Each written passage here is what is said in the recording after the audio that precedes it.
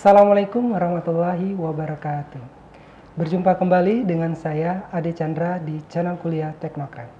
Jadi pada pertemuan ini kita akan membahas materi mengenai memahami konsep dasar kepemimpinan. Nah, untuk tujuan pada video pembelajaran kali ini kita akan memberikan pemanfaatan dasar tentang konsep kepemimpinan. Kemudian kita akan mengidentifikasi berbagai gaya kepemimpinan, karakteristik pemimpin yang efektif itu seperti apa. Kemudian kita mengembangkan kemampuan mahasiswa dalam menerapkan prinsip-prinsip kepemimpinan dalam kehidupan sehari-hari. Nah, jadi video pembelajaran kali ini di mana kita akan menyalami dunia kepemimpinan yang penuh inspirasi dan motivasi. Hari ini kita akan mempelajari konsep dasar kepemimpinan. Nah, mengenai berbagai gaya kepemimpinan dan menggali karakteristik pemimpin yang efektif itu seperti apa dan apakah kalian siap untuk menjadi pemimpin masa depan yang akan datang. Langsung saja untuk submateri yang pertama, kita akan membahas mengenai konsep dasar kepemimpinan. Kepemimpinan adalah seni untuk mempengaruhi dan mengarahkan orang lain untuk mencapai tujuan bersama.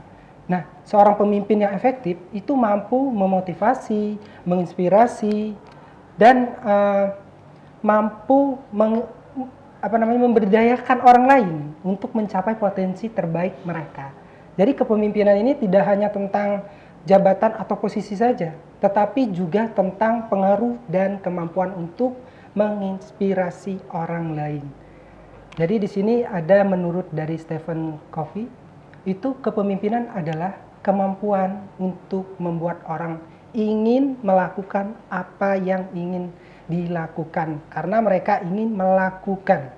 Sedangkan menurut John Maxwell itu mendefinisikan kepemimpinan sebagai pengaruh yang membawa orang lain ke arah visi yang sama atau tujuan yang sama. Sedangkan di sini menurut Sinek terkenal dengan konsep circle of influence. Jadi di mana pemimpin itu yang efektif fokus pada mengapa mereka melakukan sesuatu, bukan hanya bagaimana atau apa. Oke, selanjutnya kita masuk ke submateri yang kedua mengenai gaya kepemimpinan. Nah, gaya kepemimpinan ini adalah pendekatan yang digunakan seorang pemimpin untuk mempengaruhi dan mengarahkan orang lain. Ada beberapa gaya kepemimpinan yang umum, seperti otoriter, itu pemimpin membuat keputusan sendiri dan mengharapkan keputusan dari bawahannya. Contohnya, Soekarno, presiden pertama di Indonesia, ini dikenal dengan gaya kepemimpinan yang otoriter. Ia memiliki visi yang kuat untuk membangun bangsa dan memimpin dengan tangan besi. Nah, Soekarno ini mampu memobilisasi rakyat dan mengantarkan Indonesia menuju kemerdekaan. Kemudian gaya kepemimpinan demokratis. Nah, pemimpin melibatkan bawahan dalam pengambilan keputusan dan mendorong partisipasi. Contohnya mungkin Presiden Jokowi, di mana Presiden ke-7 Indonesia ini dikenal dengan gaya kepemimpinan yang demokratis. Ia selalu mendengarkan aspirasi rakyat dan berusaha untuk memenuhi kebutuhan rakyat. Jadi Jokowi ini mampu meningkatkan kesejahteraan rakyat dan membangun infrastruktur di berbagai wilayah Indonesia. Selanjutnya, gaya kepemimpinan dari laissez-faire. Jadi pemimpin memberikan kebebasan yang besar kepada bawahan dan hanya terlibat saat dibutuhkan. Jadi contohnya itu seperti Steve Jobs, jadi pendiri perusahaan Apple. Ini dikenal dengan gaya kepemimpinan yang laissez-faire. Jadi ia memberikan kebebasan yang besar kepada karyawannya untuk berkreasi dan berinovasi, sehingga Jobs ini mampu menciptakan produk-produk inovatif yang mengubah dunia. Kemudian gaya kepemimpinan yang transformasional. Jadi pemimpin menginspirasi dan memotivasi bawahannya untuk mencapai tujuan yang lebih tinggi. Contohnya Nelson Mandela, itu mantan presiden dari Afrika Selatan. Ini dikenal dengan gaya kepemimpinan yang transformasional. ia memiliki visi yang kuat untuk membangun Afrika Selatan yang bebas dari apartheid dan mimpi dengan penuh integritas dan keberanian. Nah, di mana Mandalay ini mampu mempersatukan rakyat Afrika Selatan dan membawa perubahan yang signifikan bagi negaranya. Kemudian selanjutnya gaya kepemimpinan dari karismatik. Jadi pemimpin itu memiliki kepribadian yang menarik dan mampu membangkitkan semangat orang lain. Contohnya dari Barack Obama. Jadi di mana mantan presiden Amerika ini dikenal dengan gaya kepemimpinan yang karismatik. Ia memiliki kemampuan untuk menginspirasi dan memotivasi orang lain melalui pidato yang inspiratif dan optimis. Nah, Obama ini mampu membawa perubahan yang signifikan bagi Amerika Serikat dan menjadi pemimpin yang dihormati di dunia. Nah, kemudian gaya kepemimpinan dari birokrasi. Jadi pemimpinan fokus pada aturan dan prosedur dan menekankan efisiensi. Jadi contohnya ini gaya kepemimpinan birokratis ini banyak ditemukan di berbagai sektor di Indonesia, terutama dalam lingkungan pemerintah dan perusahaan besar seperti kementerian dan lembaga pemerintah, perusahaan BUMN dan lain-lainnya. Jadi gaya kepemimpinan yang paling efektif ini tergantung pada situasi dan orang-orang yang terlibat. Jadi pemimpin yang cerdas itu mampu menyesuaikan gaya kepemimpinan sesuai dengan kebutuhannya. Selanjutnya di sini kita akan membahas mengenai submateri yang ketiga, karakteristik dari pemimpin efektif. Jadi pemimpin yang efektif itu memiliki beberapa karakteristik penting seperti visi. Jadi visi ini, pemimpin yang efektif memiliki visi yang jelas tentang apa yang ingin mereka capai. Kemudian komunikasi.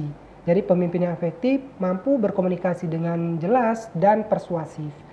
Kemudian integritas. Jadi pemimpin yang efektif bertindak dengan integritas dan keiuran. Nah, selanjutnya empati.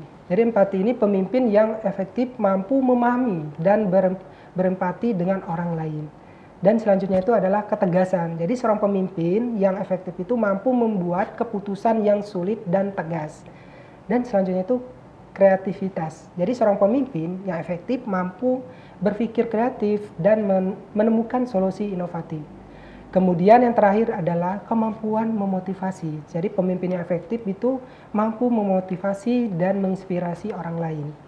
Jadi mengembangkan karakteristik pemimpin yang efektif itu membutuhkan waktu, dedikasi, dan kemampuan untuk belajar.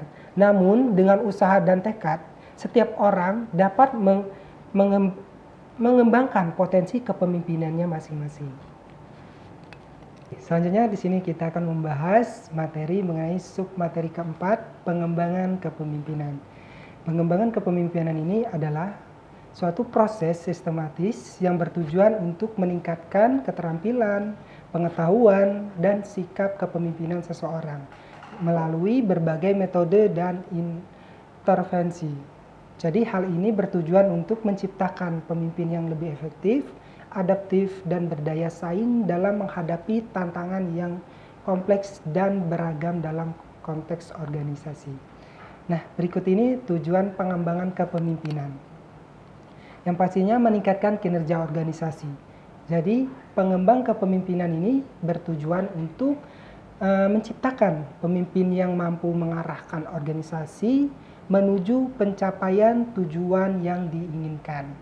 Kemudian mengembangkan talent pool.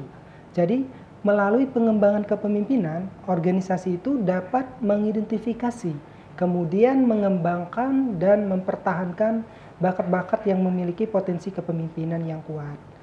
Selanjutnya, meningkatkan retensi karyawan. Nah, program ini, pengembangan kepemimpinan ini dapat meningkatkan keterampilan dan motivasi karyawan. Nah, yang ada pada gilirannya dapat membantu dalam mempertahankan bakat-bakat kunci dalam suatu organisasi. Selanjutnya di sini meningkatkan daya saing organisasi. Nah, dalam lingkungan yang berubah. Di sini yang kita ketahui dengan lingkungan yang berubah dengan cepat, pemimpin yang mampu beradaptasi itu dan mengelola perubahan menjadi kunci dalam mempertahankan daya saing organisasi. Jadi komponen pengembangan kepemimpinan itu adanya pendidikan yang formal, ini mencakup program-program pendidikan yang dirancang khusus untuk pengembangan kepemimpinan, seperti program MBA, kemudian kursus pelatihan kepemimpinan, dan seminar-seminar pengembangan pribadi. Selanjutnya pembelajaran berbasis pengalaman. Nah, ini melalui pengalaman praktis seperti proyek-proyek khusus, penugasan khusus, atau partisipasi dalam tim lintas fungsi. Jadi pemimpin dapat belajar dan mengembangkan keterampilan. Jadi kepemimpinan itu mereka dalam situasi yang nyata. Kemudian selanjutnya mentoring. Kemudian mentoring ini metode yang efektif untuk pengembangan kepemimpinan, di mana pemimpin yang lebih berpengalaman atau senior membimbing dan memberikan umpan balik kepada pemimpin yang lebih junior atau berpotensi. Jadi kalau misalnya dalam suatu organisasi itu ada seorang mentor pemimpin yang membimbing calon pemimpin penerusnya yang memiliki potensi yang kuat untuk memimpin suatu organisasi tersebut. Kemudian selanjutnya pembelajaran mandiri. Nah, ini melibatkan pembacaan, penelitian, dan refleksi pribadi tentang kepemimpinan yang memungkinkan individu untuk terus belajar dan mengembangkan dirinya secara mandiri. Selanjutnya adalah feedback. Kemudian feedback ini di mana melibatkan pengumpulan umpan balik dari berbagai pihak. Nah, termasuk atasan, rekan kerja, dan bawahan untuk memberikan pemimpin memahami yang komprehensif untuk memberikan pemahaman tentang kekuatan dan area pengembangan mereka. Jadi kalau misalnya dalam organisasi itu kita butuh feedback dari bawahan kita atau karyawan kita, apa sih yang kurang dalam saya memimpin dan apa sih yang harus saya perbaiki untuk next atau ke depannya. Kemudian proses pengembangan kepemimpinan. Jadi di sini ada yang pertama evaluasi kebutuhan. Jadi langkah pertama dalam pengembangan kepemimpinan adalah mengevaluasi kebutuhan dan tujuan individu atau organisasi. Kemudian perencanaan dan desain. Jadi program berdasarkan evaluasi kebutuhan, program pengembangan kepemimpinan ini dirancang untuk memenuhi kebutuhan spesifik individu atau organisasi. Selanjutnya implementasi program. Jadi program pengembangan kepemimpinan diimplementasikan melalui serangkaian kegiatan seperti pelatihan, mentoring, dan pembelajaran mandiri. Selanjutnya evaluasi dan pemantauan. Jadi proses pengembangan kepemimpinan ini dievaluasi secara berkala untuk mengevaluasi keberhasilan program dan membuat penyesuaian jika diperlukan. Selanjutnya yaitu pengembangan berkelanjutan. Jadi di sini pengembangan kepemimpinan adalah proses berkelanjutan yang membutuhkan komitmen jangka panjang dari individu dan organisasi untuk terus belajar dan berkembang. Nah, tantangan dalam pengembangan kepemimpinan yang pertama itu pastinya kesesuaian konteks. Jadi program pengembangan kepemimpinan itu harus disesuaikan dengan konteks organisasi dan kebutuhan individu. Nah, yang dapat menjadi tantangan dalam lingkungan yang berubah dengan cepat, kemudian kita mengukur dampak. Jadi mengukur dampak ini dari program pengembangan kepemimpinan, dari menjadi tantangan karena pengaruh kepemimpinan yang sulit untuk diukur secara langsung.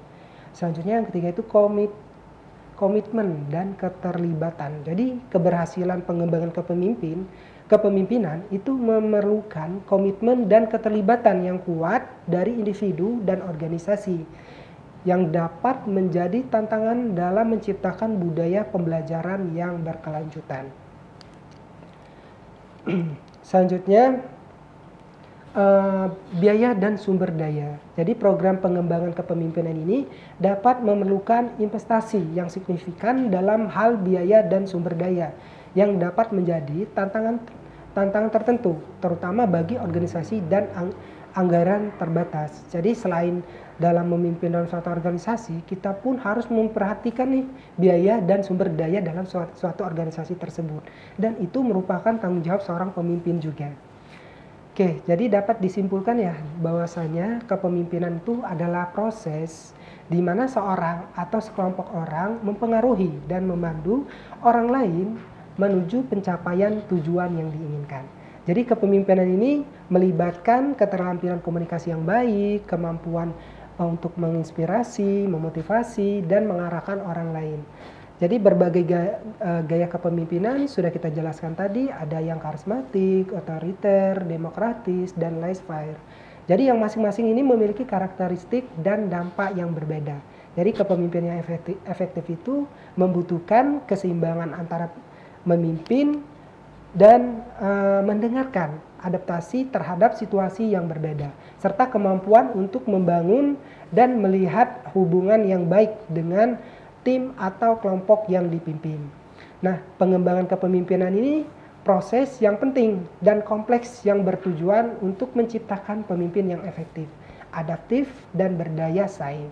Nah, ini melibatkan berbagai komponen proses dan tantangan yang harus dikelola dengan cermat oleh seorang individu dan organisasi untuk mencapai keberlanjutan dalam pengembangan kepemimpinan yang berkelanjutan. Jadi kepemimpinan ini tidak hanya terbatas pada posisi formal dalam sebuah organisasi. Ini juga bisa muncul dari individu berbagai tingkat dan dalam berbagai konteks. Jadi berbagai gaya kepemimpinan seperti yang kita jelaskan tadi, di mana tergantung pada situasi dan karakteristik individu atau kelompok yang dipimpin. Jadi setiap pemimpin dalam suatu organisasi semuanya itu benar sesuai dengan bidang mereka masing-masing, dengan gaya kepemimpinan seperti apa yang diterapkan dalam suatu organisasi tersebut. Oke, baik, jadi demikianlah materi mengenai konsep dasar kepemimpinan pada hari ini.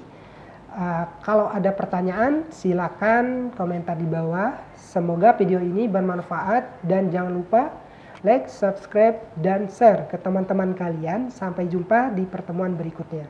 Wassalamualaikum warahmatullahi wabarakatuh.